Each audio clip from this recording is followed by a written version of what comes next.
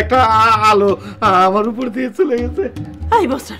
তুমি না বললা ভূত প্রেত বলে কিছু নাই? হ্যাঁ, আমি তো তাই জানতাম। যা তো যাও, ঘরে যাই ঘুমো। না না, পানি পানি পানি আন, পানি আন। তোমারে কইছিলাম বাইরে শোয়ার দরকার নেই না মাতব্বর। হ্যাঁ ভাবি, ভূত প্রেত বলে কিছু নাই, বাইরে শুলে কিছু হবে না, বুঝো ঠেলা। সবাই জিজ্ঞা যাইতেছি মন্টু রে। সবই তো হইলো, খালি একটা ঘটনাই ঘটলো না। কি ঘটলো না? ডিস করে একটা দিন তুই যাত্রা দেখাইতে পারলি না। অনুরোধ তো করছিলাম, কয় যাত্রা দেয় পাত্রারা অসভ্য অসভ্য ড্যান্স চলে, এটা আমি কি দেখুম? তবু একটা দিন আনতে পারলে ভালোই তো না রে বেটা। আরে আই বুঝবা কেমনে?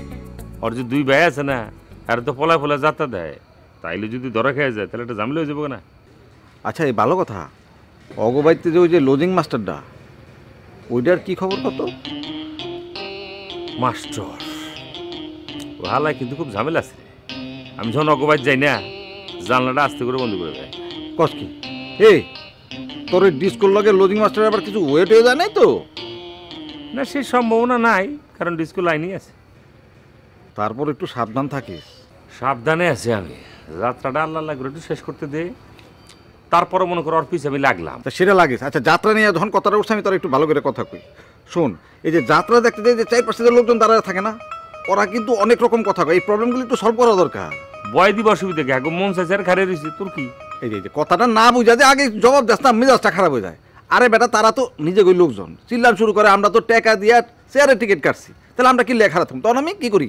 আরে বাবা রে, আস্তে করে মাথাটা নিচ্ছা পুচ্ছা পাটি দিব, অসুবিধা কি? তোর কথা মতোই সবাই। আর হন, একটা সুন্দর কাউন্টার বানাইতে হবে, যে বাঙ্গা একটা টেবিলের মধ্যে কাউন্টার, এটা খুবই জঘন্য লাগে, খুবই মেজাজ খারাপ হয় আমার।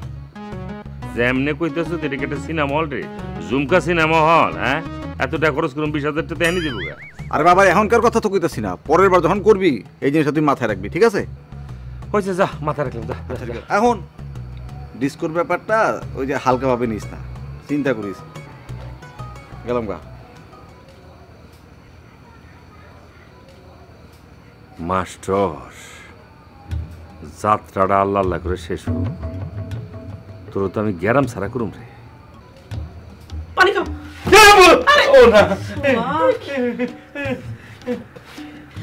আস্তে খাও, আস্তে আস্তে গলা বাঁধবো তো, আস্তে।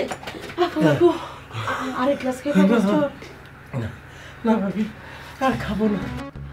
ভাবি, তুমি এক কাজ করো না, তুমি সাইডের ভিতরে ঢুকে বাইরে তালা মারা দাও। না না না না না, সেটা কেমন কথা? এটা কেমন লাগবে? আমি বাইরে থেকে তালা মারা থাকলে ঠিক হবে না। হ্যাঁ, আচ্ছা তাহলে একটা কাজ করি, মাস্টার রুমে ঘুমাক। হ্যাঁ, ওই বদ দুইটা আইলে তুমি ঘরের মধ্যে ঢুকাইয়া তালা দিয়ে দিবা, আমি তালা চাবি সব তোমার দিয়ে যাবো, ঠিক আছে? ঠিক আছে।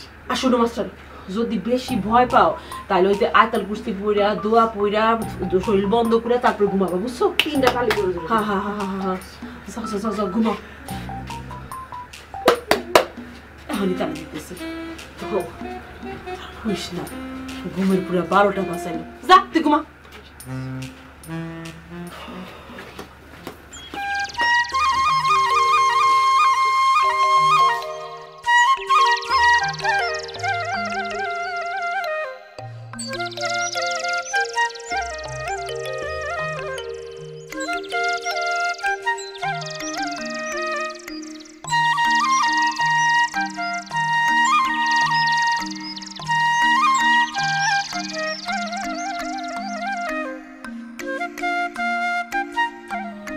কি ব্যাপার, ঘটনা কি?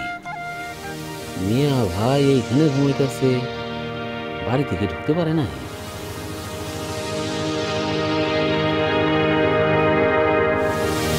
মিয়া ভাই,